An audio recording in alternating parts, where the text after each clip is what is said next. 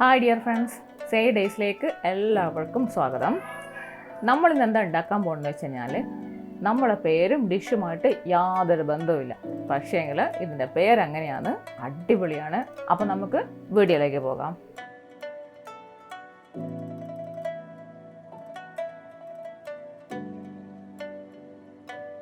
ഒരു കടായി ഞാൻ അടുപ്പത്ത് വെച്ച് കൊടുത്തിട്ടുണ്ട്.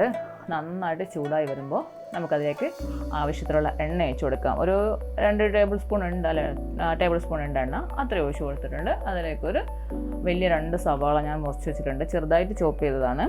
അതിട്ട് കൊടുത്തിട്ട് നമുക്ക് നന്നായിട്ടൊന്ന് വഴറ്റി കൊടുക്കാം. പിന്നെ കളറൊക്കെ ഒന്ന് മാറി വരുമ്പോഴേക്കും, ചെറുതായിട്ടൊന്ന് മാറി വരുന്ന സമയത്ത് നമുക്കത് കുറച്ച് കറിവേപ്പിലയും ഒരു പച്ചമുളകും, എരിവ് നിങ്ങൾ കൂടുതൽ വേണമെങ്കിൽ ഒരു പച്ചമുളകും കൂടി ഇട്ടുകൂടെ, ഞാൻ ഒന്നേ ഇട്ടിട്ടുള്ളൂ. അപ്പോൾ ഈ പച്ചമുളകും കൂടി ഇട്ടിട്ട് നന്നായിട്ടൊന്ന് ഇളക്കി കൊടുക്കാം. അതിൻ്റെ കൂടെ ഇഞ്ചി വെളുത്തുള്ളി പേസ്റ്റും ഇട്ടിട്ട് നന്നായിട്ടൊന്ന് വഴറ്റിയെടുക്കാം. എല്ലാം നമ്മൾ കളറൊക്കെ ഒന്ന് മാറി ഒന്ന് സോഫ്റ്റായി വരുന്ന സമയത്തൊക്കെ ഇതിലേക്ക് ആവശ്യമുള്ള ഈ മസാലയ്ക്ക് ആവശ്യമായ ഉപ്പ്, നമുക്ക് ഉപ്പ് വേണമെങ്കിൽ നോക്കിയിട്ട് ഇട്ട് കൊടുക്കാം. അതും കൂടി ഇട്ട് കൊടുത്തതിന് ശേഷം അതും കൂടി നന്നായിട്ടൊന്ന് വഴറ്റിയെടുക്കുക. ഉള്ളിയൊക്കെ നന്നായിട്ടൊന്ന് സോഫ്റ്റായി വരണം. ഇതിലേക്ക് നമുക്കിനി മസാലപ്പൊടികളൊക്കെ ആഡ് ചെയ്ത് കൊടുക്കാം. മഞ്ഞൾപ്പൊടി ഇട്ട് കൊടുത്തിട്ടുണ്ട്. പിന്നെ ഒരു 1/2 ടേബിൾ സ്പൂണ് മുളക് പൊടിയും ഒരു 1/4 ടേബിൾ സ്പൂണ് കുരുമുളക് പൊടിയും വളരെ കുറച്ച് മല്ലിയും പിന്നെ ഗരം മസാല ഇട്ട് കൊടുത്തിട്ടുണ്ട്. അപ്പോൾ ഇതെല്ലാം കൂട്ടിയിട്ട് അതിൻ്റെ പച്ചമണക്ക് മാറുന്നവരേക്കും നന്നായിട്ടൊന്ന് ഇളക്കി യോജിപ്പിച്ച് കൊടുക്കാം. നന്നായിട്ടൊന്ന് ഇളക്കിയതിന് ശേഷം ഇതിനകത്തേക്ക് ഞാൻ കുറച്ച് ചിക്കൻ വേവിച്ചിട്ട് അതിന് നമ്മൾ എല്ലൊക്കെ എടുത്ത് മാറ്റിയിട്ട് ഒന്ന് പൊടിച്ചത്, ഈ ചിക്കന് ഞാൻ ഉപ്പും കുരുമുളകും ഇട്ട് വേവിച്ചെടുത്തതാണ്. ഇത് നിങ്ങൾക്ക് വേണമെങ്കിൽ മാത്രം ഇട്ട് കഴിഞ്ഞാൽ നല്ല ടേസ്റ്റാണ്. ചിക്കൻ ഉണ്ടെങ്കിൽ അതിനായിട്ട് ചിക്കൻ എടുക്കണ്ട, ഉണ്ടെങ്കിൽ അത് ചിക്കനും കൂടെ ഇട്ട് കൊടുത്തോളൂ, നല്ല ടേസ്റ്റാണ്. അതുകൊണ്ടാണ് ഞാൻ ഇട്ട് കൊടുത്തിരിക്കുന്നത്. ഇതിപ്പോൾ ഒരു 2 ഉരുളക്കിഴങ്ങ് വേവിച്ചിട്ട് നന്നായിട്ട് ഉടച്ചെടുത്തതാണ്. കൈ കൊണ്ട് ഉടച്ചാലോ അല്ലെങ്കിൽ പിന്നെ ഒരു സ്മാഷറോ എന്തെങ്കിലും കൊണ്ടോ അല്ലെങ്കിൽ സ്പൂണോ എന്തെങ്കിലും കൊണ്ടൊന്ന് നന്നായിട്ട് ഉടച്ച് കൊടുത്തിട്ട് ഇതെല്ലാം കൂടി ഇട്ട് ഈ മസാലകളെല്ലാം കൂടി നന്നായിട്ടൊന്ന് യോജിച്ച് വരണം.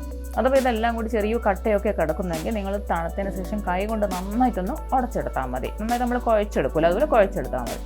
ഇല്ലെങ്കിൽ ഞാൻ കുറച്ച് മല്ലിയില കുറച്ച് കൂടുതൽ ഇട്ടോളൂ. മല്ലിയിലയും കൂടി ഇട്ട് കൊടുത്തിട്ടുണ്ട്. അതും കൂടി ഒന്ന് നമുക്ക് ഇളക്കി കൊടുക്കാം.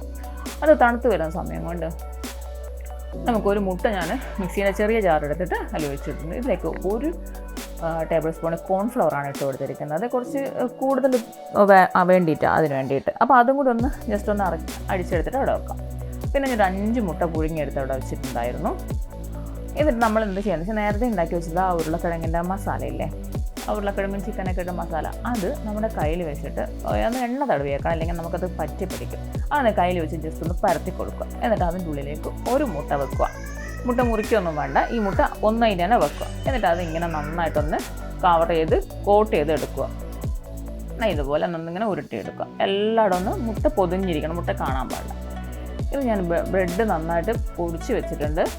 അതിലേക്ക് അത് നമ്മളിങ്ങോട്ട് പൊടിച്ച് വെച്ചിട്ടുണ്ട്. അപ്പം നമ്മൾ നേരത്തെ ബീറ്റ് ചെയ്ത് വെച്ച മുട്ടയിലേക്ക് എന്താ വെച്ച് കഴിഞ്ഞാൽ നമ്മുടെ ഈ ഉരുളക്കിഴങ്ങും ഇത് വെച്ചാൽ ഉണ്ടയില്ലേ, അത് അതിനകത്ത് വെച്ചിട്ടൊന്ന് കവർ ചെയ്ത് മൊത്തം ഒന്ന് കവർ ചെയ്ത് കൊടുക്കുക. അതിനുശേഷം നമ്മൾ ബ്രെഡ് ക്രംസിലേക്ക് വെച്ചിട്ട് നന്നായിട്ട് എല്ലായിടും എത്തുന്ന രീതിക്ക് വേണമെങ്കിൽ നമുക്ക് 2 പ്രാവശ്യം ഇതുപോലെ, ഇനി വേണമെങ്കിൽ ഒന്നുകൂടി നിങ്ങൾക്ക് വേണമെങ്കിൽ മുട്ടയിലേക്ക് ഇട്ട് ഒന്നും കൂടി ബ്രെഡ് ക്രംസിലിടാം. ഇല്ലെങ്കിൽ ഒറ്റ പ്രാവശ്യം കോട്ട് ചെയ്താൽ മതി, നിങ്ങൾ ഇഷ്ടം പോലെ ചെയ്തോളൂ. ഞാനിതിപ്പോൾ 2 പ്രാവശ്യം ചെയ്തിട്ടുണ്ട്. അപ്പോൾ ഇതുപോലെ എല്ലാം ഞാൻ ആക്കിയെടുത്ത് വെച്ചിട്ടുണ്ട്. ഇനി നമുക്ക് ഇതൊന്ന് ഫ്രൈ ചെയ്തെടുക്കാം. എണ്ണ നന്നായിട്ട് ചൂടായിട്ടുണ്ട്. ഇത് ചെറിയ ചട്ടി ആയതുകൊണ്ട് ഒരെണ്ണം മാത്രമേ ഇടാൻ പറ്റൂ. വലുതാണെങ്കിൽ 2 എണ്ണമായിട്ടിട്ട് എടുത്തെടുക്കാം. വളരെ ചെറിയ തീയിൽ വെക്കുക, പെട്ടെന്ന് കാര്യം. പിന്നെ നിങ്ങൾ എൻ്റെ ചാനൽ ആദ്യമായിട്ടാണ് സബ്സ്ക്രൈബ് ചെയ്യാൻ, കാണുന്ന ബെല്ലൈക്കൻ എനേബിൾ ചെയ്യാനും മറക്കരുത്. നിങ്ങളെല്ലാവരും എന്നെ സപ്പോർട്ട് ചെയ്യുക. അപ്പോൾ അത് നന്നായിട്ട് ഫ്രൈ ആയി വന്നിട്ടുണ്ട്. ഇത് നമുക്ക് എണ്ണയിൽ നിന്ന് മാറ്റാം. തീൻ്റെ വളരെ ശ്രദ്ധിക്കുക. അപ്പം എല്ലാവരും ഒന്ന് ട്രൈ ചെയ്ത് നോക്കുക. ഞാൻ നിങ്ങൾക്ക് ഇതൊന്ന് മുറിച്ച് കാണിച്ചു തരാം. ഇതിൻ്റെ നമുക്ക് എന്തുകൊണ്ടാണ് തേങ്ങാമുറി എന്നുള്ള പേര് കിട്ടിയെന്ന് നിങ്ങൾക്ക് കാണണ്ടേ. നമ്മൾ തേങ്ങ മുറിച്ച് വെച്ച് 2 മുറിയായിട്ട് മുറിച്ച് എങ്ങനെ ഉണ്ടാവുക കാണാൻ.